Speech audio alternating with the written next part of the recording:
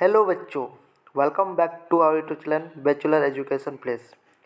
इस वीडियो में हम देखेंगे क्लास 10 का बायोलॉजी का पहला चैप्टर जैव प्रक्रम के अति महत्वपूर्ण ऑब्जेक्टिव प्रश्नों को, जिनके एग्जाम में आने की बहुत ही ज़्यादा संभावना है।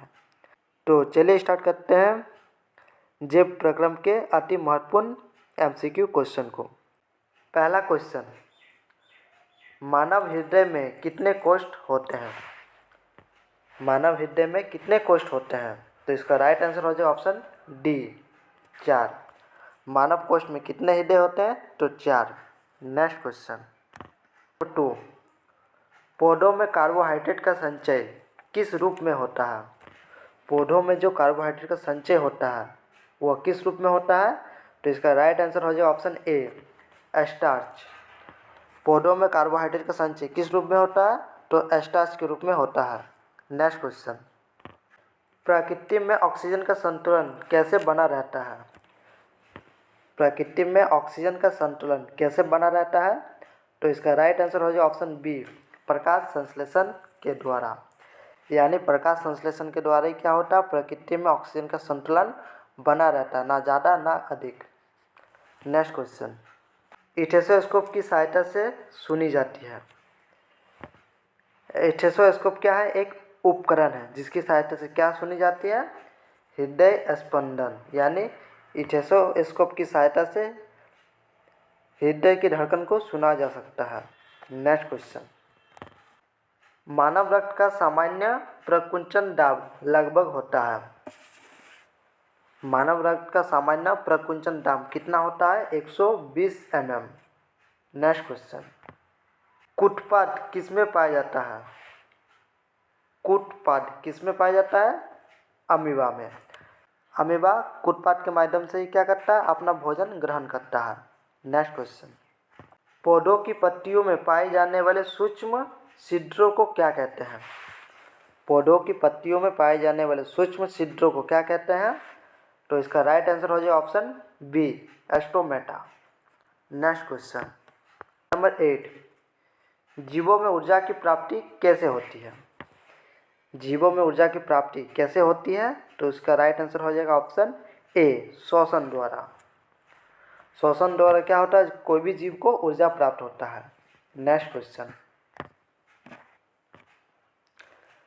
क्वेश्चन नंबर 9, पौधों में बाष्प उत्सर्जन किस भाग में होता है? पौधों में जो बाष्प उत्सर्जन होता है वह किस भाग में होता है?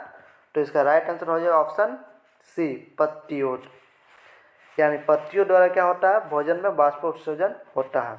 नेक्स्ट क्वेश्चन, क्वेश्चन नंबर 10, पत्तियों में गैसों का आदान प्रदान कहाँ से होता है? पत्तियों में जो गैसों का आदान प्रदान होता है वो कहाँ से होता है? तो इसका राइट आंसर हो जाएगा ऑप्शन डी, रंध्र। रंध्र के द्वारा क्या होता है? पत्तियों में गैसों का आदान प्रदान होता है। नेक्स्ट क्वेश्चन, रुधिर का रंग किसकी उपस्थिति के कारण लाल होता है? यानी रक्त का रंग लाल किसकी उपस्थिति के कारण होता है? तो हेमोग्लोबिन के कारण। तो इसका राइट आंसर हो जाएगा ऑप्शन सी, हेमोग्लोबिन। हेमोग्लोबिन के कारण क्या होता है? रक्त का रंग लाल होता है। नेक्स्ट क्वेश्चन, पादप में फ्लोएम संभाग होता है। पादप में जो फ्लोएम होता है वो किसका भाग होता है?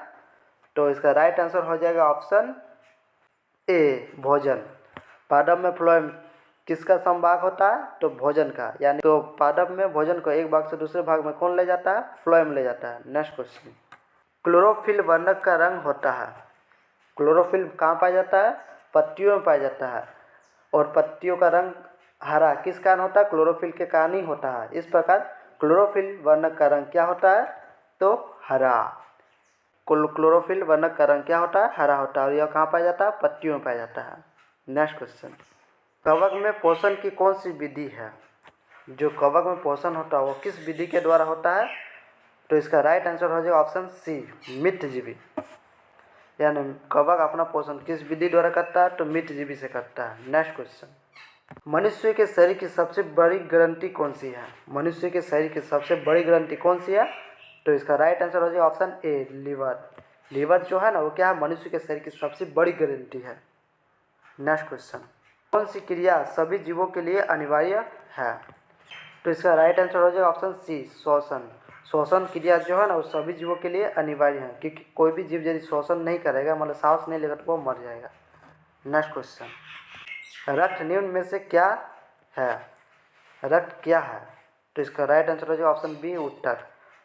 रक्त क्या है? एक उत्तक है। नेक्स्ट क्वेश्चन नंबर 18, पादप में जाइलम किसके वाहक होते हैं? पादप में जो जाइलम होता है वो किसका वाहक होता है? तो इसका राइट आंसर हो जाएगा ऑप्शन ए जल का। जाइलम क्या करता है? पादप में जल को एक भाग से दूसरे भाग में ले जाता है। नेक्स्ट क्वेश्चन नंबर 19, स्वपोषी पोषण के लिए आवश्यक है। स्वपोषी पोषण के लिए क्या आवश्यक है? इनमें से सभी, यानी स्वपोषी यदि अपना पोषण करना चाहता है यानी अपना भोजन ग्रहण करना चाहता है तो उसको कार्बन डाइऑक्साइड की भी आवश्यकता है, क्लोरोफिल की भी आवश्यकता है और सूर्य की प्रकाश की भी आवश्यकता है। इस प्रकार स्वपोषी पोषण के लिए कार्बन डाइऑक्साइड, क्लोरोफिल और सूर्य की प्रकाश यानी सभी की आवश्यकता होती है, तभी जाके स्वपोषी क्या करता है? अपना पोषण कर सकता है। नेक्स्ट क्वेश्चन, बाष्प उत्सर्जन कैसी प्रक्रिया है? बाष्प उत्सर्जन जो है वो कैसी प्रक्रिया है? तो इसका राइट आंसर है ऑप्शन बी भौतिकी। बाष्प उत्सर्जन कैसी प्रक्रिया है? तो भौतिक प्रक्रिया है। नेक्स्ट क्वेश्चन, श्वसन किस प्रकार की रासायनिक प्रक्रिया है? जो हम लोग सांस लेते हैं वो किस प्रकार की प्रक्रिया है? तो इसका राइट आंसर हो जाएगा ऑप्शन सी ऊष्माक्षेपी। श्वसन किस प्रकार की रासायनिक प्रक्रिया है? तो ऊष्माक्षेपी। नेक्स्ट क्वेश्चन, प्रकाश संश्लेषण द्वारा किसकी प्राप्ति होती है? जो पौधों में प्रकाश संश्लेषण होता है उसके द्वारा क्या प्राप्त होता है? तो ऑप्शन बी इसका राइट आंसर हो जाएगा ग्लूकोज। प्रकाश संश्लेषण द्वारा किसकी प्राप्ति होती है? तो ग्लूकोज की प्राप्ति होती है। नेक्स्ट क्वेश्चन, मत्स्य का मुख्य श्वसन अंग क्या है? मतलब मत्स्य जिस अंग से अपना श्वास लेता है उस अंग का क्या नाम है? तो राइट आंसर हो जाएगा इसका सी गिल्स, यानी मत्स्य का मुख्य श्वसन अंग का नाम क्या है? Gills. Next question number 24, pyruvate के विखंडन में ऑक्साइड जल तथा ऊर्जा देता है, यह क्रिया कहाँ होती है? पाइरुवेट के विखंडन से क्या होता है? कार्बन डाइऑक्साइड, जल और ऊर्जा मिलता है, यह प्रक्रिया कहाँ होती है? तो इसका राइट आंसर हो जाएगा ऑप्शन बी माइटोकॉन्ड्रिया। यानी जब पाइरुवेट का क्या होता है? विखंडन होता है तो क्या मिलता है? कार्बन डाइऑक्साइड मिलता है, जल मिलता है और ऊर्जा मिलता है। यह पूरा प्रक्रिया कहाँ होता है? तो माइटोकॉन्ड्रिया में होता है। इस प्रकार आज हमने इस वीडियो में क्लास 10 का बायोलॉजी का पहला चैप्टर जैव प्रक्रम के अति महत्वपूर्ण ऑब्जेक्टिव प्रश्नों को देखा। तो आज के लिए इतना ही, मिलते हैं नेक्स्ट वीडियो में।